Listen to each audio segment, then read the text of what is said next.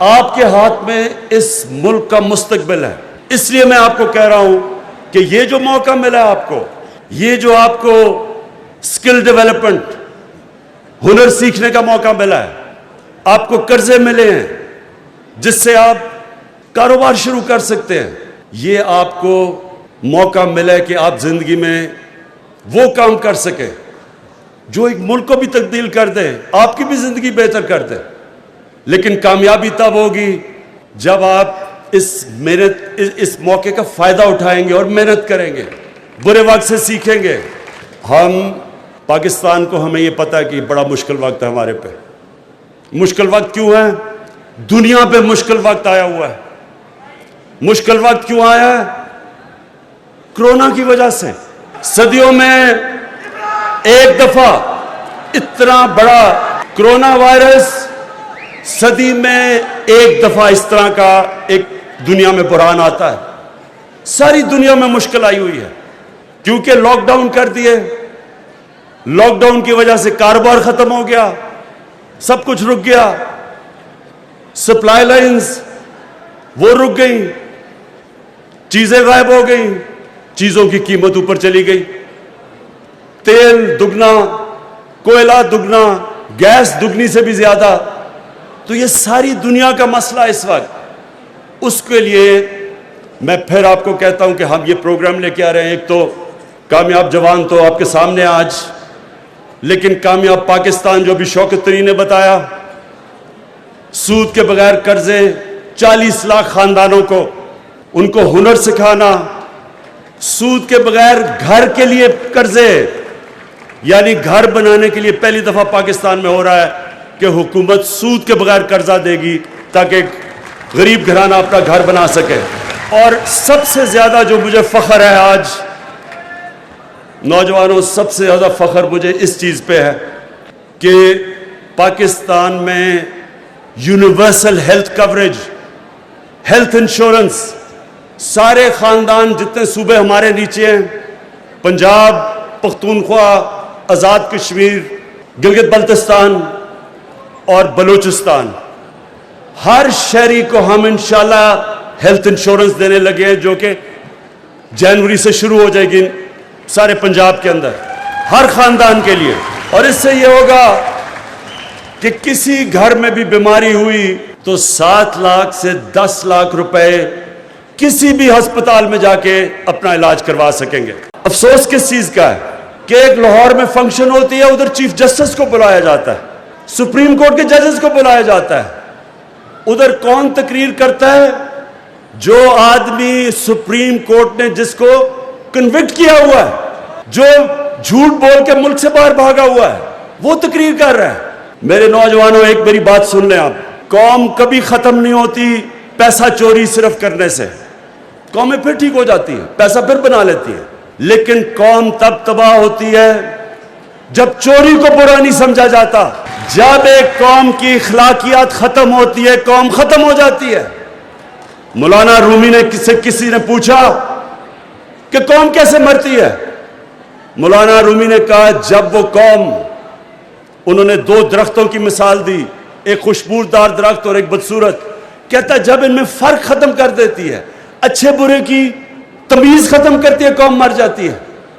نبی صلی اللہ علیہ وسلم نے جو مدینہ کی ریاست بنائی تھی، اس کی بنیاد رکھی تھی اچھے کو اچھا کہو اور بدی کو ختم کرو. اچھے کو امر بن معروف، بڑا قرآن کی آیت کہ ہمارے اوپر فرض کر دیا کہ اچھے کو اچھا کہو، برے کو برا کہو. جب تک ایک قوم کی اخلاقیات قائم رہتی ہے، وہ قوم کو کوئی ختم نہیں کر سکتا.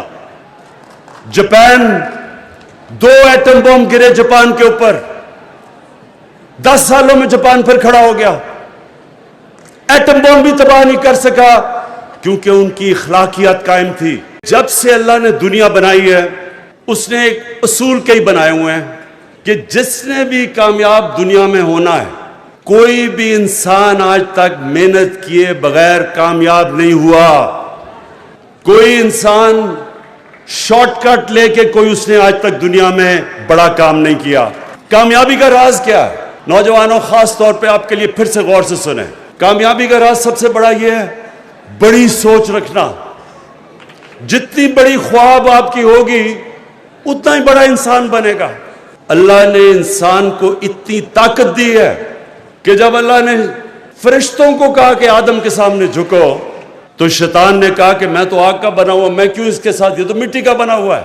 تو اللہ نے شیطان کو کیا کہا کہ تمہیں بھی نہیں پتا کہ میں نے اس انسان کو کتنی طاقت دی ہے. تو نوجوانوں، لوگ اپنی زندگی گزار جاتے ہیں، ان کو یہی نہیں پتا ہوتا کہ اللہ نے ان کو کتنی طاقت دی ہے. جتنا آپ اپنے آپ کو آزماؤ گے، جتنا آپ چیلنجز کے سامنے کھڑے ہوگے، اتنا آپ بڑے انسان بنتے جاؤ گے. کامیاب وہ نہیں ہوتا جو سب سے ٹیلنٹڈ ہوتا ہے، ذہین ہوتا ہے، اچھی تعلیم ملنے والا کامیاب نہیں ہوتا. کامیاب وہ ہوتا ہے جو بڑی سوچ، بڑی خواب رکھتا ہے اور اس کے بعد ہار نہیں مانتا. جتنی آپ اوپر سوچ رکھیں گے، یاد رکھیں، اتنی زیادہ مایوسیاں زندگی میں آئیں گی آپ کے سامنے. اور انسان کے کیریکٹر کی پہچان برے وقت میں ہوتی ہے. مشکل وقت میں پتہ چلتا ہے کہ انسان کا کتنا کیریکٹر ہے. اللہ قرآن میں کہتا ہے کہ میں تمہارے ایمان کو بار بار مشکلوں سے آزماؤں گا. کیوں وہ اللہ ہمیں مشکلیں دیتا ہے؟ ہماری بہتری کے لیے.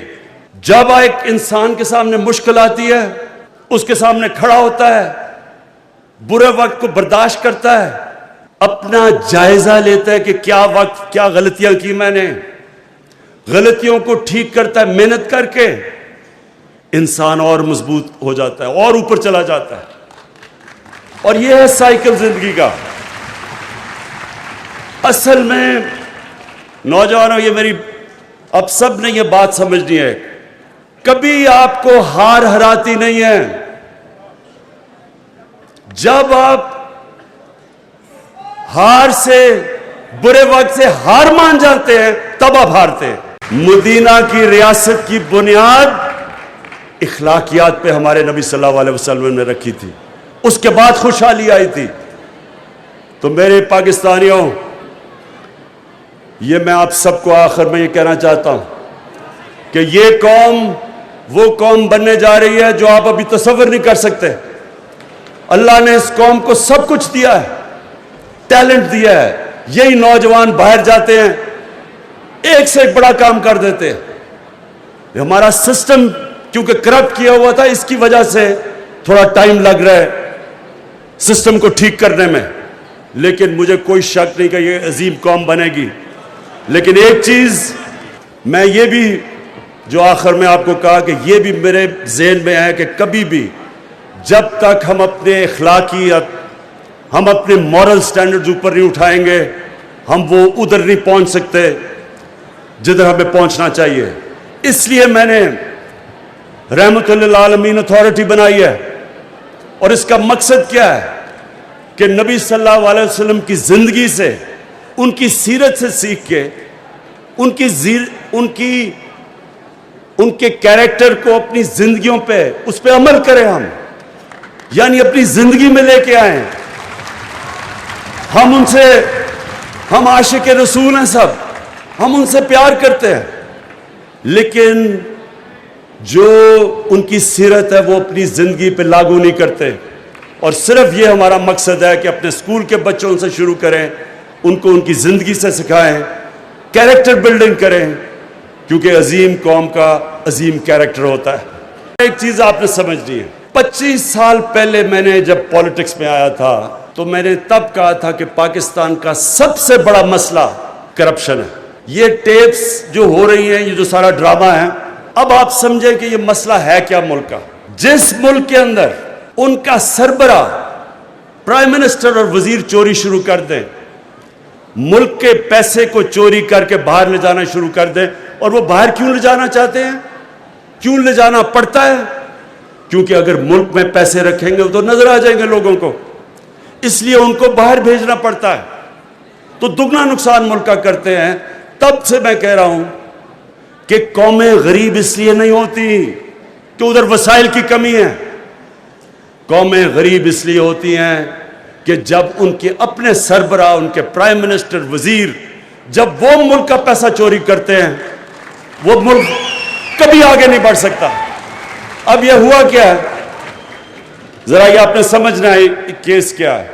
پینما 2016 میں پینما کیس آیا۔ وہ پینما کیس میں کیا چیزیں نکلی؟ دنیا میں جن لوگوں نے اپنا پیسہ چھپا کے آف شور اکاؤنٹس میں رکھے ہوئے تھے، ان کے نام آ گئے۔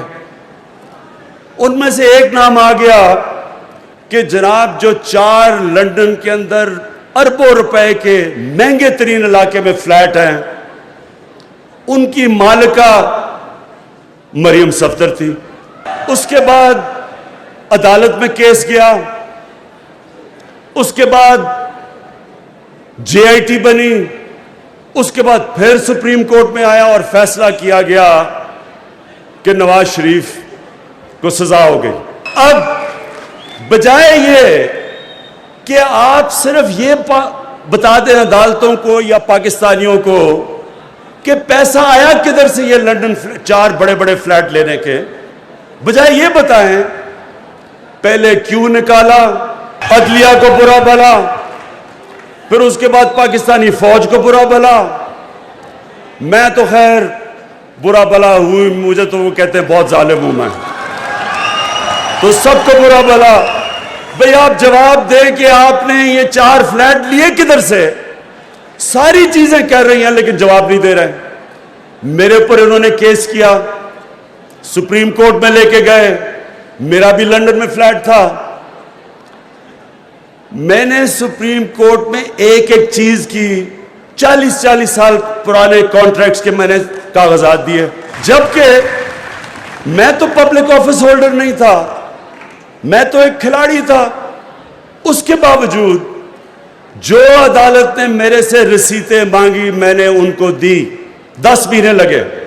میں نے کیوں؟ اور انہوں نے ابھی تک، جب انہوں نے عدالت میں پوچھا، پہلے اسمبلی میں جھوٹ بولا، یہ ہیں جی دستاویزات، وہ فراڈ نکلے، پھر قطری خط آ گیا، وہ فراڈ نکلا، پھر کلبری فونٹ آ گئی، وہ بھی فراڈ نکلی۔ اس کے ابھی تک ایک کاغذ نہیں یہ بتا سکے کہ 4 لندن کے فلیٹ کس پیسے سے خریدے گئے، کیونکہ چوری کا پیسہ تھا۔